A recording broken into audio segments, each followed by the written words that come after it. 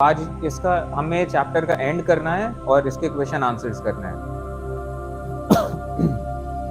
तो स्टार्ट करते हैं सेशन। तो कंट्रोल कोऑर्डिनेशन नर्वस सिस्टम में हमने ये सब चीजें अभी देख ली। नर्वस सिस्टम की जरूरत क्यों होती है, इसके बाद नीड फॉर नर्वस सिस्टम के बाद हमने इसका स्ट्रक्चर ऑफ न्यूरॉन की नर्वस सिस्टम का जो मेन यूनिट है हमने इसका स्ट्रक्चर देख लिया। इसके अलग अलग टर्म्स हमने देख लिए कि स्टिमुलस, रिस्पॉन्स, इम्पल्स, ये सब क्या होता है। ट्रांसमिशन कैसे होता है, सोडियम किस तरीके से अंदर आता है फिर से बाहर आता है, पोलराइज्ड स्टेट, डीपोलराइज होता है, फिर से रीपोलराइजेशन होता है। तो ये सब चीजें हमने देख ली। साइनैप्स में किस तरीके से इलेक्ट्रिक इम्पल्स जब एक न्यूरॉन से दूसरे न्यूरॉन जाता है तो न्यूरोट्रांसमीटर्स के जरिए जाता है, केमिकल मैसेंजर्स, और ये न्यूरोट्रांसमीटर्स बाद में फिर खत्म हो जाते हैं जिससे कि साइनैप्स रेडी हो सके अगले ट्रांसमिशन के लिए। फिर हमने टाइप्स ऑफ न्यूरॉन्स देखे। कुछ न्यूरॉन्स होते हैं जो कि सेंस परसेप्शन को सेंट्रल नर्वस सिस्टम तक लाते हैं। कुछ न्यूरॉन्स सेंट्रल नर्वस सिस्टम में से ऊपर नीचे कुछ करेंगे अगर जरूरत हुई तो, और बाकी ऐसे न्यूरॉन्स जो कि सेंट्रल नर्वस सिस्टम से ऑर्गन तक या जो भी पर्टिकुलर रिलेटेड मसल है वहां तक इस सिग्नल को लाएंगे। तो ये सेंसरी, ये इंटर न्यूरॉन, ये मोटर न्यूरॉन्स कह लीजिए। इसके बाद टाइप ऑफ नर्व्स हमने देखी कि क्या है। थ्रेड लाइक वाइट स्ट्रक्चर्स, 3 तरह की नर्व्स हैं, इनमें भी सेंसरी, मोटर एंड यहाँ पे जैसे इंटर न्यूरॉन था यहाँ पे मिक्स्ड नर्व्स, कि इसमें सेंसरी एंड मोटर नर्व्स दोनों हैं। इसके बाद हमने major divisions of nervous system देख लिया कि ये ब्रेन आप हैं, ब्रेन बॉडी से जुड़ेगा स्पाइन के जरिए। तो ये सेंट्रल नर्वस सिस्टम जो कि कमांड लेगा, कमांड देगा। ये है आपकी बॉडी पेरिफेरल नर्वस सिस्टम से जो जुड़ी है। ये इसके भी 2 पार्ट्स हैं, बॉडी खुद ब खुद चले ऑटोनॉमस, और बॉडी आपके मुताबिक चले तो ये सोमैटिक। तो सोमैटिक ये सारे वॉलंटरी फंक्शंस करते हैं, और ऑटोनॉमस ये वो फंक्शंस करते हैं कि आप अगर ध्यान ना दो तब भी आपकी बॉडी जिंदा रहे, मूवमेंट प्रॉपर्ली कर सके। तो हमने ब्रेन से शुरू करना, सेंट्रल नर्वस सिस्टम। तो ब्रेन बॉक्स, इसके हमने तीनों कवरिंग्स देख लिए। सेरिब्रोस्पाइनल फ्लूइड देख लिया।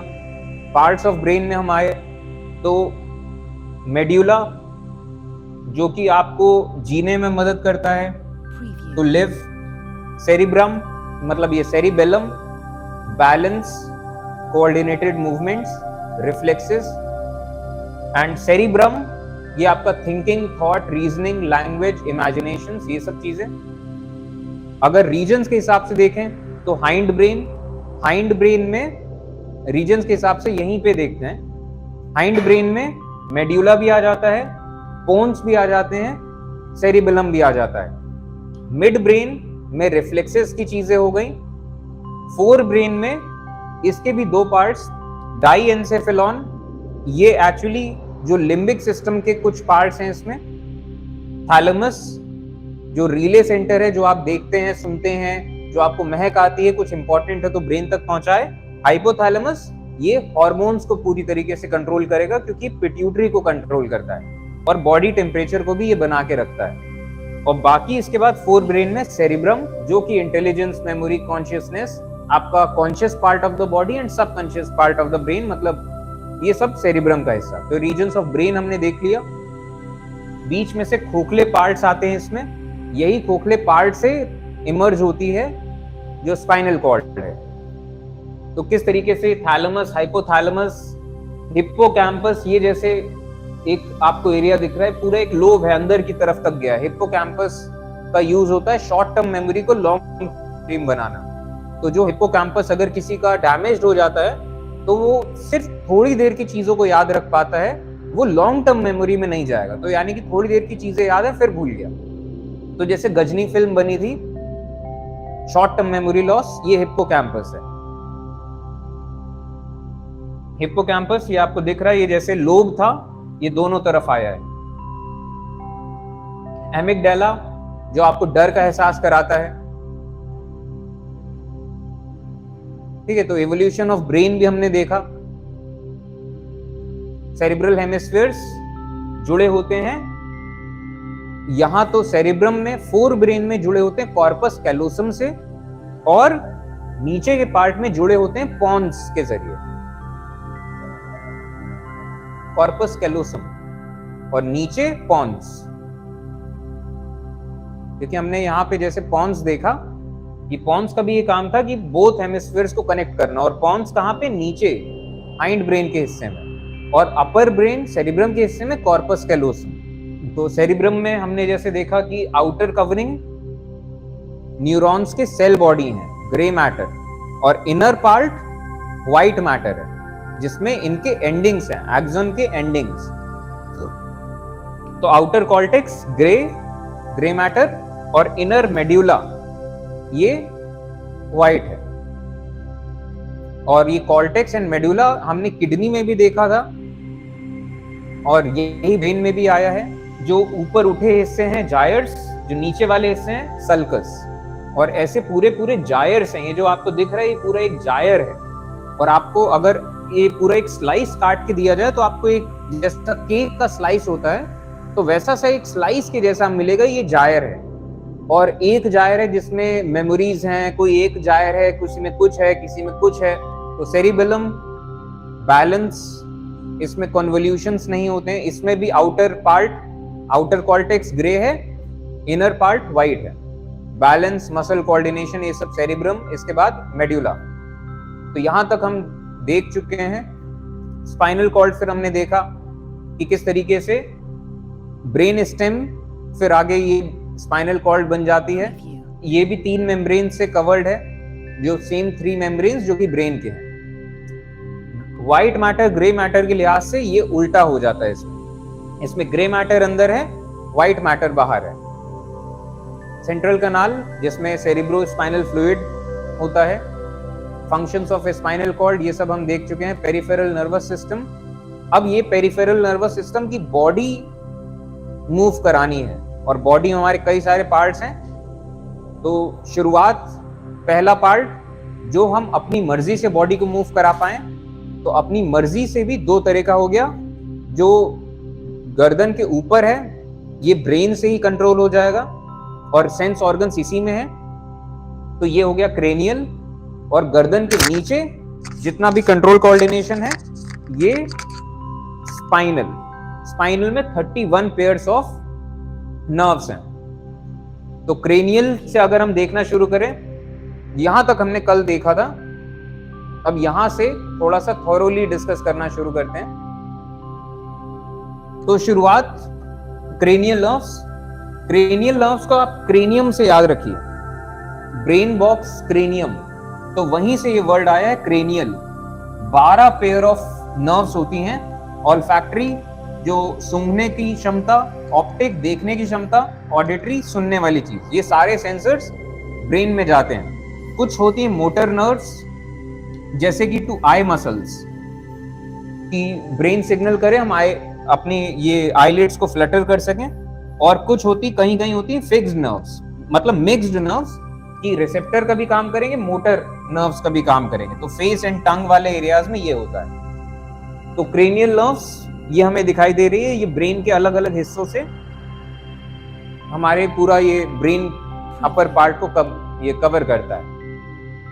इसके बाद स्पाइनल नर्व्स 31 पेयर्स है इसके, और इसमें अगर देखें तो गर्दन वाले हिस्से को हम क्या कहते हैं, सर्वाइकल।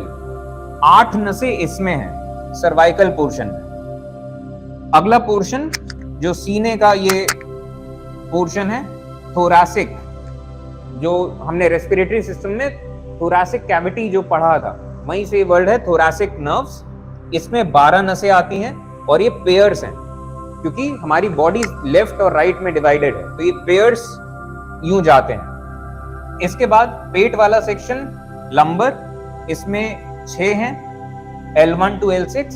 फिर है सेक्रल, थोड़ा सा हमारा कमर वाला पार्ट, इसमें भी 6 हैं। और लास्ट में जो टेल बोन है, यहां से तो कह लीजिए शुरू होता है।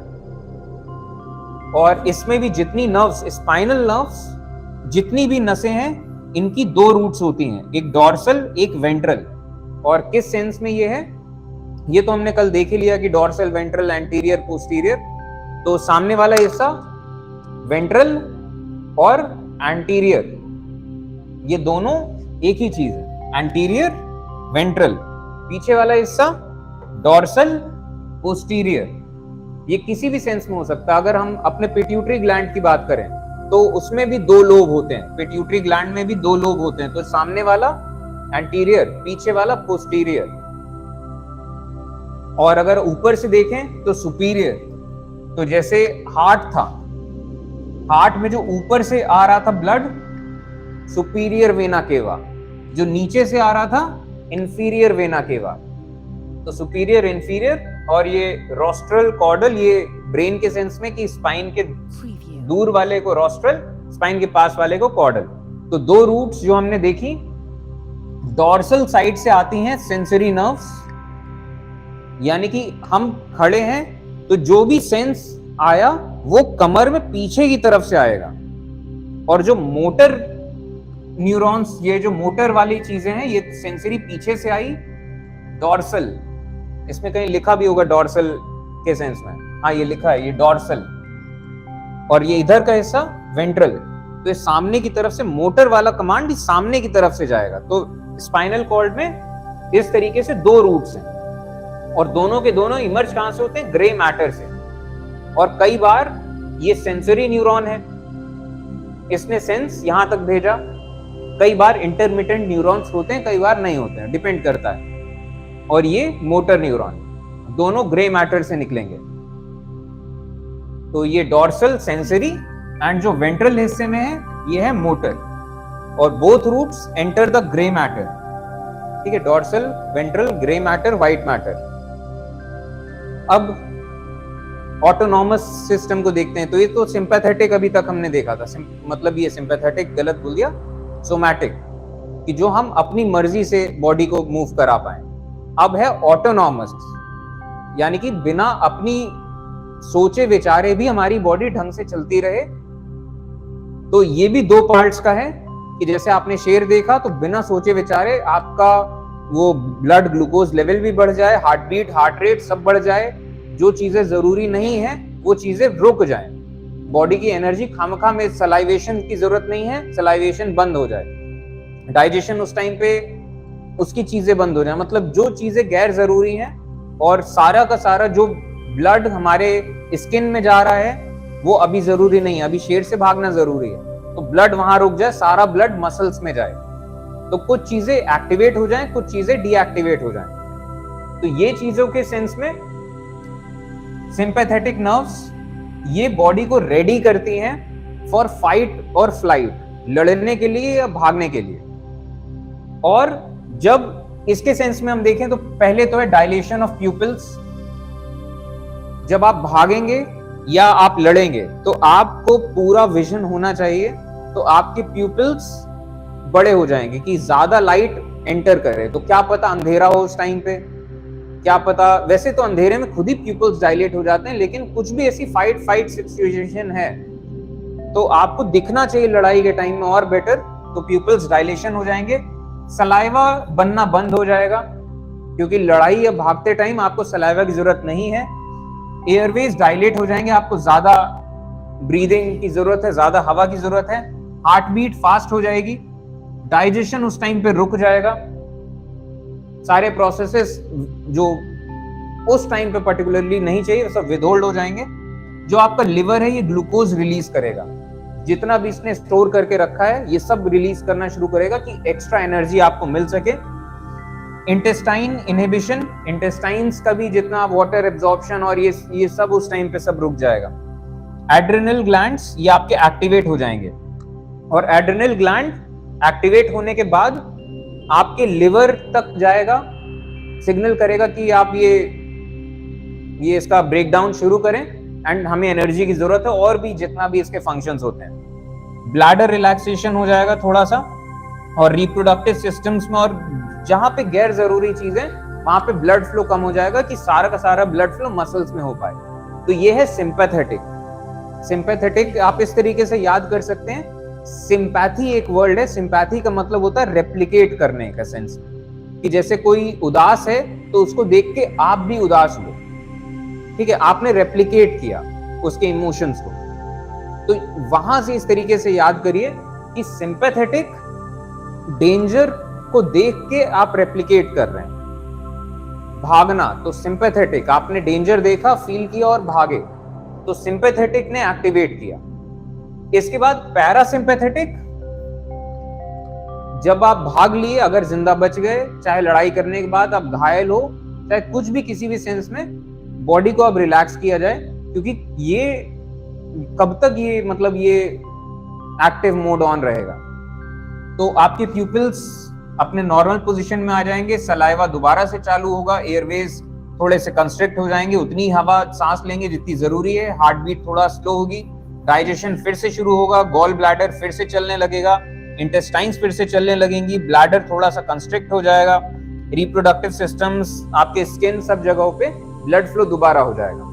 और इसी वजह से जब आप लड़ाई करते हैं, भागते हैं, तो चेहरा थोड़ा सा पेल हो जाता है, क्योंकि ब्लड सारा का सारा मसल्स में भेजा जा रहा है, तो ब्लड थोड़ा सा कम पहुंच पा रहा है स्किन में, तो चेहरा थोड़ा सा, जो कहते हैं ना कि चेहरा थोड़ा सा, एग्जैक्ट टर्म मुझे याद नहीं आ रहा, चेहरा थोड़ा पीला पड़ गया, कुछ ऐसा करके, जो आम बोलचाल की भाषा में कहते हैं कि अरे वो इतना घबराया था, चेहरा बिल्कुल उतर गया था इसका।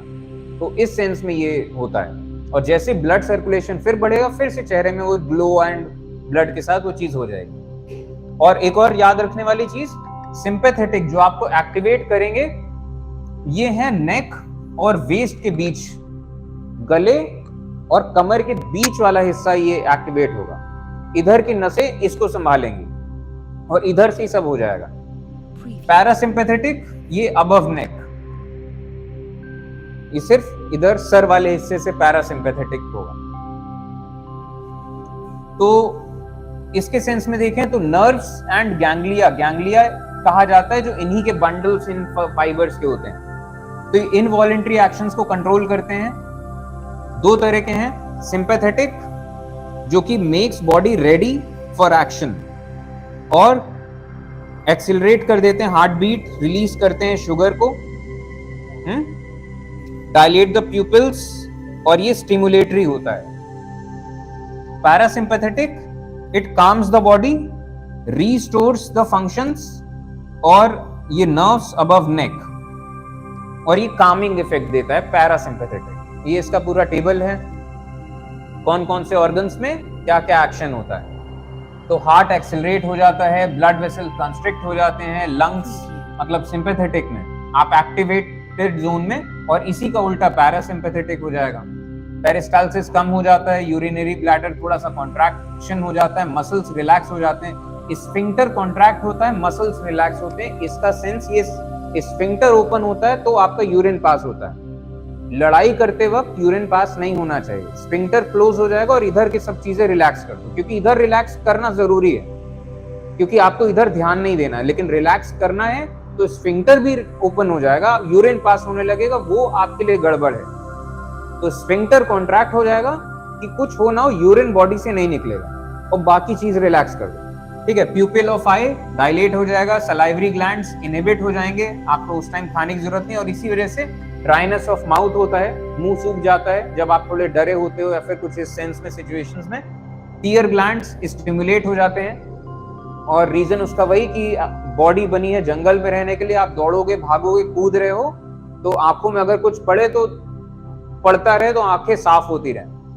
Hairs of the muscles, hair raised, goosebumps जिस चीज को कहते हैं, ये बिल्कुल खड़े हो जाएंगे आपके रोए, और body as a whole prepares for action. अब है emotions and the autonomous nervous system. तो इमोशंस का बहुत बड़ा रोल होता है ऑटोनॉमिक नर्वस सिस्टम में, जो की चीज हम देखते भी हैं। अगर आपकी जिंदगी में टेंशन है, टेंशन आप ज्यादा लेते हैं, तो उसकी वजह से आपको हाई बीपी हो जाता है, आपको अल्सर क्रिएट हो सकते हैं आपके बॉडी में। तो इमोशंस का, क्योंकि बॉडी एंड इमोशंस जुड़े हुए हैं, तो इमोशंस का बॉडी पे असर पड़ता है, बॉडी का इमोशंस पे असर पड़ता है। तो जैसे दुख, दर्द, तकलीफ, सेक्सुअल स्टिमुलेशन, हर सेंस के इमोशंस का बॉडी पे इफेक्ट पड़ता है। आप अगर बहुत ज्यादा उदास रहते हो, बहुत लंबे टाइम तक रहते हो, तो एक्चुअली में उसका असर आपके दिल पे, लिवर पे, सब जगहों पे होता है एक्चुअली। और लाइफ स्पैन कम हो जाता है। ये बात फैक्ट है। अल्सर इन्फ्लेमेशन जब कहीं होता है, और कैसे इस चीज को बताएं कि कहीं पे सूजन और गांठ जैसे बन जाना, और डिपेंड करता है पेट में हो तो स्टमक अल्सर कह देते हैं, पेप्टिक अल्सर कह देते हैं, और कहीं और हो तो किसी और टाइप का अल्सर कह देते हैं, लेकिन वही गांठ बन जाना, और फिर इसको आपको या फिर दवाइयों से अगर सही हो जाए तो, नहीं तो फिर ऑपरेशन से काटना पड़ता है। तो इमोशंस का बहुत बड़ा रोल होता है, और आप इस चीज को देख ही सकते हैं। अगर आप किसी बहुत गंदे पुराने खराब एक्सपीरियंस के बारे में सोचते रहें तो वो आपकी भूख मरने लग जाएगी, आपका बॉडी वैसा होने लग जाएगा कि एनर्जेटिक थे और बिल्कुल अजीब से डाउन हो गया आप। तो इमोशंस का असर कितना पड़ता है, और आप थके हारे हो और अचानक से कोई आ जाए कि आपको बिल्कुल खुशी हो जाएगी, अरे यार इतने साल बाद देखा, तो आपकी बॉडी अचानक से एनर्जेटिक सी हो जाती है। तो ये जब डेली लाइफ में देखते हैं तो एक्चुअली हेल्थ पे कितना असर पड़ता है over a period of time. और यही सबसे बातें आती हैं, पॉजिटिव रहिए, पॉजिटिव सोचिए, अच्छे ख्यालों में रहिए, अच्छी संगति में रहिए। तो ये सब बातें जनरल तौर पे इस सेंस में भी कही जाती है कि आपका ये सब बेटर होगा, थॉट अगर आपका बेटर होगा तो आपकी बॉडी का भी मूड सही रहेगा। वरना वही चीज आप टेंशन पे रहेंगे तो बुरा इफेक्ट बॉडी पे भी पड़ता है, आपके डाइजेशन पे, आपके हार्मोन्स पे, हर चीज पे। तो अब इसके बाद अगला पॉइंट आता है इनवॉलंटरी एक्शंस। कई ऐसे काम जो कि हम बिना सोचे समझे कर देते हैं, ये सब के सब काम आते हैं रिफ्लेक्सेस के अंडर। तो जब कोई स्टिमुलस होता है, इस स्टिमुलस के लिए हम बॉडी रिएक्ट करती है, और ये होता है सेल्फ प्रोटेक्शन के लिए बेसिकली। और आमतौर पे कमांड होते हैं from spine and autonomous nervous system, and कई बार ब्रेन से भी, डिपेंड करता है सीन सिचुएशन क्या है। इसमें मसल्स भी इन्वॉल्व होते हैं और ग्लैंड भी इन्वॉल्व होते हैं। तो स्टिमुलस मतलब इनवॉलंटरी एक्शंस में हर तरह के एक्शन आते हैं, कि जैसे जो आपके कंट्रोल में नहीं, आपने अच्छा खाना देखा, आपके मुंह में पानी आने लगा, वो भी इनवॉलंटरी एक्शन है। सांस लेना, डाइजेशन, ये सब इनवॉलंटरी एक्शंस है। आपने कुछ गर्म चीज छू ली, करंट लग गया, आपका हाथ हट गया, ये भी इनवॉलंटरी एक्शन। आपने किसी रस्सी को सांप समझ के कूद गए, तो ये भी इनवॉलंटरी एक्शन है। ये कुछ एक्शंस प्योर इनवॉलंटरी में है, और कुछ एक्शंस जिनको हम रिफ्लेक्सेस के सेंस में कह सकते हैं। तो कुछ कॉमन रिफ्लेक्सेस देखते हैं। एक कॉमन रिफ्लेक्स है नी जर्क। नी जर्क का ये है कि अगर आप बैठे हो और आपके पैर लटके हो, और आपकी ये घुटने के नीचे अगर जोर से टैप किया जाए तो आपका पैर यूं आगे की तरफ हो जाएगा। आप कभी करके भी देखिएगा, थोड़ा सा ज्यादा कुछ, किसी हल्की सी कुछ स्ट्रॉन्ग चीज से थोड़ा सा तेजी से आप मारेंगे, आपका पैर यूं आगे की तरफ होगा। इसको कहते हैं नी जर्क। ये रिफ्लेक्स है, और ये पहचानने के लिए होता है कि आदमी होश में है कि बेहोश है।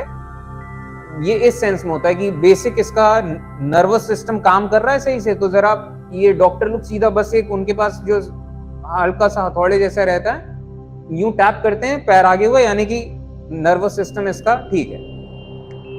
क्विक क्लोजिंग ऑफ आई, आंख में कुछ चला गया तो झट से आंखें बंद होती हैं, टीगल डक्ट एक्टिवेट होते हैं। विड्रॉवल ऑफ हैंड, किसी भी चीज को, गर्म चीज को, करंट को, किसी ऐसी चीज को छू लिया, हाथ हट से मतलब हट जाता है। पेरिस्टाल्सिस रिफ्लेक्सेस, जैसे कि सेंस में कहीं पे भी ऐसा कुछ हुआ कि स्ट्रेचिंग बिकम्स स्टिमुलस, या कुछ आपने खा लिया कुछ भी, तो कफिंग रिफ्लेक्स ये भी इसी चीज में आ गया।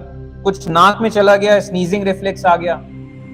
ठीक है, पेरिस्टाल्सिस रिफ्लेक्स इसी सेंस में कि कुछ भी है तो उसको वापस से कर देना, वापस से कुछ भी अनवांटेड है चीजों को हटा देना। और यहाँ पेरिस्टाल्सिस के सेंस में एक चीज ध्यान रखने की चीज है, पेरिस्टाल्सिस में ये जो स्ट्रेचिंग होती है, जो पेरिस्टाल्सिस का मोशन है कि वो एक चीज को दबा रहा है, आगे बढ़ा रहा है, तो स्ट्रेचिंग, एक जगह की स्ट्रेचिंग स्टिमुलस बन जाती है अगले पोर्शन के लिए। जैसे कि हमने नर्व इंपल्स में देखा था कि एक जगह का पोलराइजेशन से डीपोलराइज हुआ, वो स्टिमुलस बन गया अगले पार्ट के लिए। तो मोर और लेस इसमें इस तरीके से, और जिसके चलते अगला पार्ट जो है एज अ रिस्पॉन्स वो कॉन्ट्रैक्ट हो जाता है। ठीक है, तो ये पेरिस्टाल्सिस रिफ्लेक्स हो गया। तो कुछ कॉमन रिफ्लेक्सेस हैं। इन रिफ्लेक्सेस को भी अगर हम डिफरेंशिएट करें तो कुछ होते हैं कंडीशनड, नहीं, शुरुआत अनकंडीशन से करते हैं। तो कुछ होते हैं अनकंडीशनड, यानी कि जो बाय डिफॉल्ट बचपन से आपके अंदर रहते हैं, जो आपको सीखना नहीं पड़ता है। जैसे कि ये बैलेंस का तो होता ही है कि बैलेंस आदमी समझ जाता है, और इसके बाद ये जो पफिंग, स्नीजिंग, ये वाले रिफ्लेक्सेस बाय डिफॉल्ट ये सब रहते हैं। आंखों का बंद हो जाना, इनको सीखना नहीं पड़ता है। सलाइवेशन, ठीक है, ये बाय बर्थ है। कुछ होते हैं कंडीशन जो आपको सीखना पड़ेगा, जो आपको हमेशा से नहीं आएगा।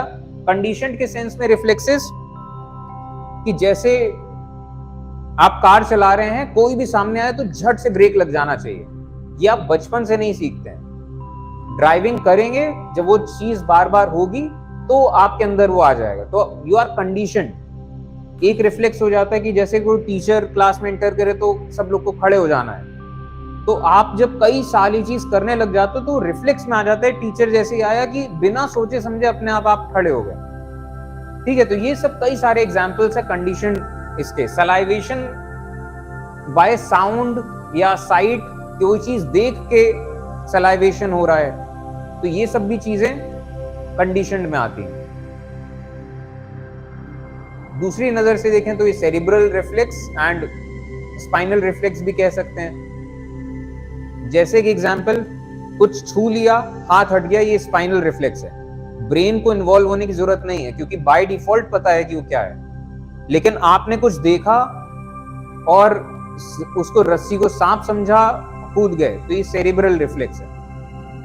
यहां दिमाग की जरूरत पड़ेगी, ये कुछ देखा देखा पैटर्न है।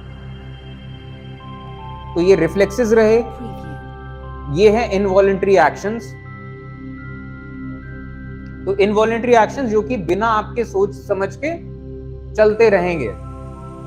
और रिफ्लेक्स के सेंस में जब कोई अचानक से कुछ होता है, कुछ आया तो आपने छींक दिया, तो वैसा रिफ्लेक्स हो गया। तो involuntary actions, flushing of tears, आंसुओं का निकलना, ये ग्लैंड्यूलर सेक्रीशन है। ठंडी लग रही है तो शिवरिंग शुरू हो जाएगी, गर्मी लग रही है तो स्वेटिंग शुरू हो जाएगी। Dilation of pupils, peristalsis, heart beat, digestion and hormones, ये सब भी इनवॉलंटरी एक्शंस हैं। इनको हम रिफ्लेक्स नहीं कहेंगे, लेकिन ये सब इनवॉलंटरी में आते हैं। रिफ्लेक्सेस भी इनवॉलंटरी एक्शन है, लेकिन रिफ्लेक्स इनसे थोड़ा सा अलग माना जाता है। तो यहां पे अगर हम देखें कि वॉलंटरी एक्शन, इनवॉलंटरी एक्शन, तो वॉलंटरी जो आप अपने मन मर्जी से करते हो, कॉन्शियस थॉट से करते हो, फ्री विल से करते हो। जैसे कि आप जिसको सवाल पूछना है वो अपना हाथ उठाए, तो आपका ब्रेन प्रोसेस करेगा पूछना है कि नहीं, हाथ उठाएं कि नहीं, और कॉन्शियसली आप हाथ उठाते हैं। और इनवॉलंटरी तो हमने देख लिया कि कितने तरह के इनवॉलंटरी होते हैं। एक है पावलोव्स एक्सपेरिमेंट ऑन डॉग, ये बताने के लिए है कि किस तरीके से मतलब स्टिमुलस के अकॉर्डिंग हमारे रिफ्लेक्सेस बन जाते हैं। जैसे कि एग्जांपल, जो सलाइवेशन होता है ये दरअसल में खुशबू से होता है, खुशबू से एंड साइट से भी होता है, लेकिन साउंड से जल्दी हम इमेजिन नहीं करते हैं। एक कुत्ते के साथ एक एक्सपेरिमेंट किया गया कि घंटी बजाई जाती थी और इसके सामने खाना रखा जाता था। तो ओवर टाइम इस कुत्ते ने उस घंटी को स्टिमुलस मान लिया इसके ब्रेन ने, और जिसकी वजह से ये होने लगा कि जैसे घंटी बजती और खाना नहीं भी है तब भी सलाइवेशन स्टार्ट हो गया। उसने खाना ना देखा है ना खाने की महक आई, सिर्फ घंटी की साउंड से सलाइवेशन चालू। तो यानी कि आपने किसी चीज से हैक कर लिया जैसे उसका सिस्टम, इस सेंस में कि मतलब उसको ये सलाइवेशन का रिस्पॉन्स बनना था मतलब स्मेल से एंड ये साइट से, लेकिन आपने साउंड से कंडीशन कर दिया उसे। नॉर्मली अगर आप ये सब उसको कंडीशन नहीं करते तो घंटी की आवाज से सलाइवेशन नहीं होता। ठीक है, तो ये सब हमने कॉमन रिफ्लेक्सेस देख लिए। अब रिफ्लेक्सेस के पोर्शन में अंदर आते हैं। इनवॉलंटरी एक्शन जो था ये सब मतलब इससे पहले ये तो हमने देखा कैसे क्या होता है। रिफ्लेक्सेस में अब आते हैं। तो रिफ्लेक्सेस वही जो सिस्टम ये हमने देखा, स्पाइनल नर्व्स, मोर और लेस यही चीज है। तो इस पूरे पाथ को कि ये जो इफेक्टर है, यहां से सेंसरी रिसेप्टर आते हैं, सेंसरी नर्व्स आती हैं, ऐसे नेटवर्क फाइबर्स, गैंग्लिया, फिर ये आते हैं स्पाइनल कॉर्ड में, इनके ग्रे पोर्शन में इंटरन्यूरॉन आता है, अगर नहीं भी आता है तब भी कोई बात नहीं, फिर यहाँ से मोटर नर्व और फिर ये जाते हैं जो डिजायर्ड मसल होता है। तो इस पूरे पाथ को कहते हैं रिफ्लेक्स आर्क, जो मिनिमम डिस्टेंस ट्रेवल करना पड़ेगा इंपल्स को शुरुआत से लेके एंड तक। तो ये कुछ सिंपल से रिफ्लेक्स एक्शन थे। अब कॉम्प्लेक्स रिफ्लेक्स एक्शन, यहां पे ब्रेन इन्वॉल्व होता है। तो एक सिग्नल जो आता है, ये अलग अलग लेवल ऑफ स्पाइन है कि ये कॉम्प्लेक्स वाला एग्जांपल था कि आप रस्सी को सांप समझते हैं क्योंकि यहाँ ब्रेन इन्वॉल्व हुआ है। और फिर इसके बाद यहाँ तक तो हमने पूरा नर्वस सिस्टम देख लिया। अब यहाँ से शुरू होता है हार्मोन्स या एंडोक्राइन सिस्टम।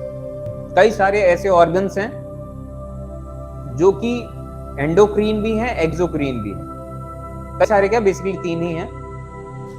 तो जैसे शुरुआत करते हैं पैंक्रियास से। तो पैंक्रियास के बारे में हमने अभी तक जो पढ़ा है वो डाइजेशन में पढ़ा है। तो पैंक्रियास निकालता था पैंक्रियाटिक जूसेस, जो कि रिलीज होता था बाइल के साथ और इंटेस्टाइन्स में जाता था। तो ये एक डक्ट के साथ, एक ओपनिंग के साथ खाने में जाता था। तो ये उस टाइम पे काम करता था एज एन एक्सोक्रीन ग्लैंड। तो ये बनाता था डाइजेस्टिव जूस, जो कि जाके मिलता था खाने में।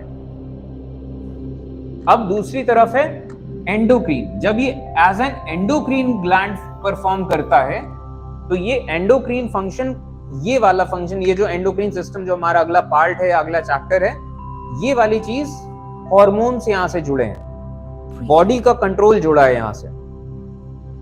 तो pancreas as an endocrine system काम करता है, जिसमें ये जो भी चीज बनाएगा उसको ब्लड में डालेगा।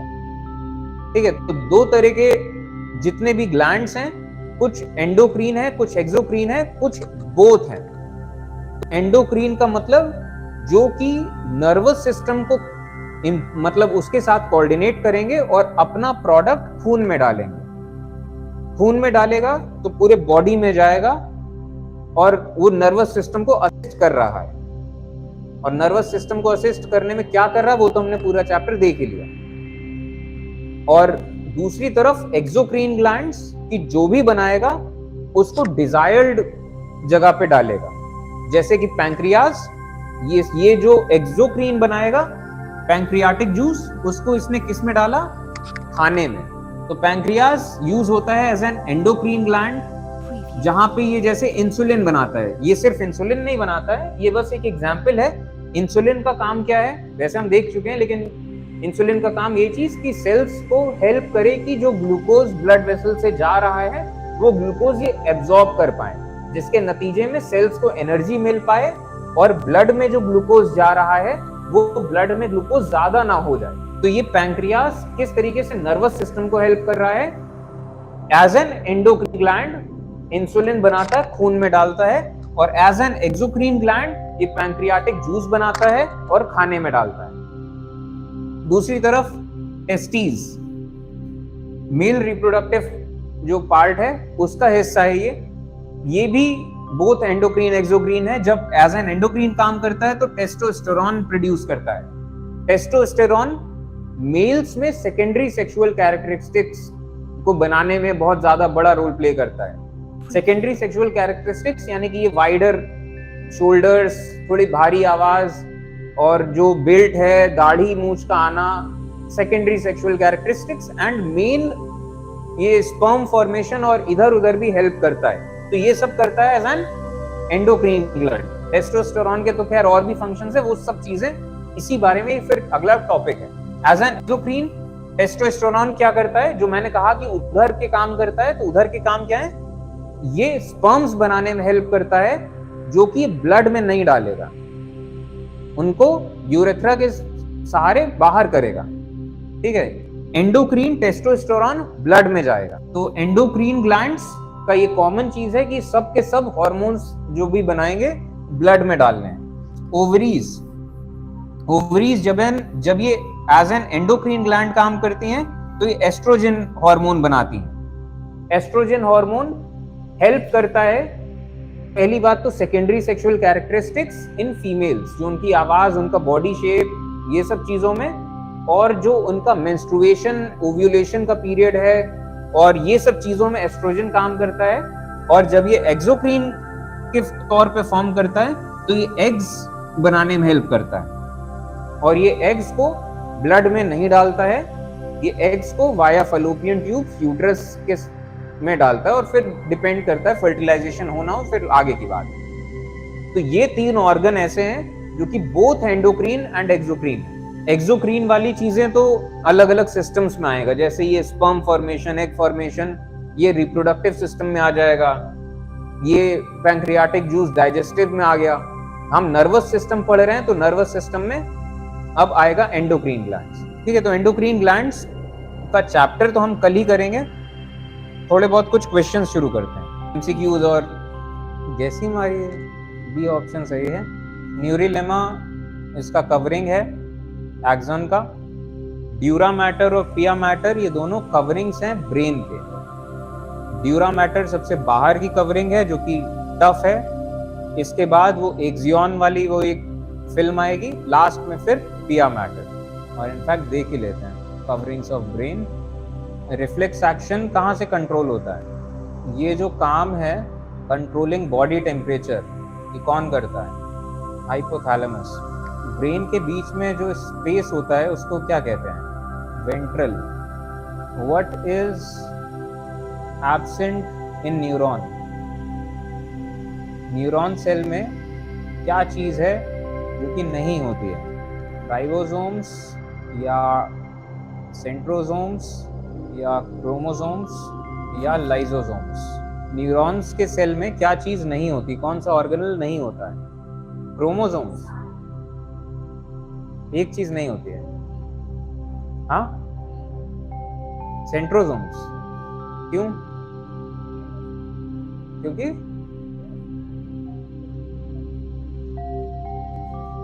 ये कौन सी बात है? खैर एक्चुअली सही जवाब है, लेकिन इसका रीजन जान लीजिए। सेंट्रोसोम्स का काम होता है सेल डिवीजन में हेल्प करना, और न्यूरॉन्स का काम इतना इंपॉर्टेंट है कि सेल डिवीजन उन्हें नहीं करना है, इतना टाइम नहीं है उन्हें डिवाइड करने का। तो सेल डिवीजन उन्हें नहीं करना है, वो खत्म हो जाएंगे तो खत्म हो जाएंगे, और इसी वजह से जब करना नहीं तो सेंट्रोसोम्स है ही नहीं। बाकी क्रोमोसोम्स जो आपने जैसे जवाब दिया था, क्रोमोसोम्स ये जुड़ा है डीएनए से। क्रोमोसोम्स का रेप्लिकेशन है जो रिप्रोडक्शन में होता है।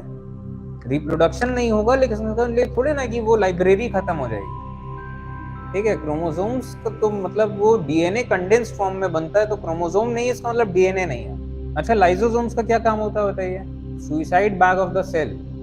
जब सेल काम नहीं कर पा रहे हैं तो बोझ नहीं बनेंगे बॉडी पे, लाइसोसोम फटेंगे और उनके अंदर के डाइजेस्टिव जूस उन्हीं को गला देंगे, और वो जो सेरिब्रोस्पाइनल फ्लूइड और ये सब जो भी फ्लूइड हो, जहां कभी सेल होगा अकॉर्डिंगली वो चाहे उसे लिम्फ उठा ले जाए, चाहे जो उठा ले जाए, कोई ना कोई उनको उठा ले जाएगा। उस जो भी पलीता होगा वो साफ हो जाएगा। बताइए डैश में क्या होगा? स्टिमुलस कहाँ से आया? उस ऑर्गन को हमने रिसेप्टर बोला, तो अब मोटर नर्व्स इंपल्स को जब ले जाएंगे, इंपल्स जाएगा तो इफेक्टर ऑर्गन्स, जहां पे एक्चुअली एक्शन होगा। अच्छा, सेकंड बताइए। मेड्यूला, सही जवाब। अच्छा, किस लॉजिक में मेड्यूला है ये बताइए। सी क्या होगा? ठीक है, डी बताइए। लॉजिक बताइए क्या है, कुछ समझ में आ रहा है? सेरिब्रम कॉर्पस कैलोसम का क्या रिश्ता है? पेयर्स भी हैं, तो 3 मंजिल इधर है तो 3 मंजिल इधर भी है, और कोऑर्डिनेशन होना चाहिए। तो ऊपर से भी जुड़ा है, नीचे से भी, जो होता है कि 2 बिल्डिंग्स के बीच का पाथवे जैसा। सेरिब्रम और ये कहाँ गया? ये सेरिब्रम एंड कॉर्पस कैलोसम, ये अपर पार्ट फोर ब्रेन में है, ये हाइंड ब्रेन में है, और मिड ब्रेन वो बहुत छोटा सा हिस्सा है, उसका बहुत ज्यादा वो विड्थ नहीं है, बहुत पतला सा बस एक वो हिस्सा है। और मिड ब्रेन में रिफ्लेक्स है, बेसिकली बहुत ज्यादा कुछ ऐसा नहीं है, रिफ्लेक्स है, और भी कुछ एक चीजें हैं, लेकिन वो पार्ट छोटा है। और उसी से मिड ब्रेन से ही लगा हुआ है ये लिम्बिक सिस्टम वाला हिस्सा जो था, हाइपोथैलेमस और ये सब लिम्बिक सिस्टम वो फोर ब्रेन के ऊपर का हिस्सा है, और फिर वहां से नियोकॉर्टेक्स शुरू होता है। लिम्बिक सिस्टम और ये मेमोरी बॉडी के बाद neocortex, imagination, language, thinking, imagine realities. ठीक है, तो ये वाली एनालॉजी याद रखिएगा, 3 मंजिल और 2 बार ही जुड़ा हुआ है। चलिए एंड करते हैं आज।